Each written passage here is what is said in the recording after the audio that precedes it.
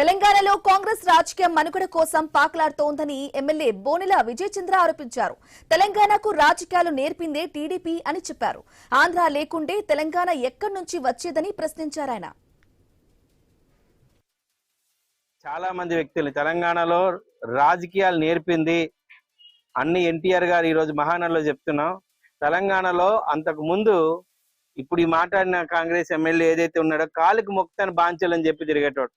కాంగ్రెస్ ప్రభుత్వం ఒక కుట్రపూరితంగా ఆంధ్రప్రదేశ్ ని విభజించారు, తెలుగు వాళ్ళని విభజించారు. సరే, విభజన అయిపోయింది, అయినా ఇంకా సిగ్గు లేకుండా మేము తెలంగాణలో మేము ఆంధ్ర వాళ్ళు అంటారు. ఆంధ్ర వాళ్ళు లేకపోతే తెలంగాణ లేదయా. తెలంగాణకు బతుకు పెట్టాం, తెలంగాణలో కలిసి మేము అన్నదమ్ములుగా ఉన్నాం, తెలుగు వారం అయి ఉన్నాం. రేపు ప్రపంచాన్ని కలిసి వెళ్ళి ముందుకెళ్లాలనుకుంటే నువ్వు ఇంకా కూడా పాత చింతపండు పద్ధతి లాగా నేను తెలంగాణని నువ్వు ఆంధ్ర ఓడవని బౌండరీలు గీసుకుంటున్నావు. ప్రపంచం మొత్తం ఒక చిన్న విలేజ్ అయిపోయింది.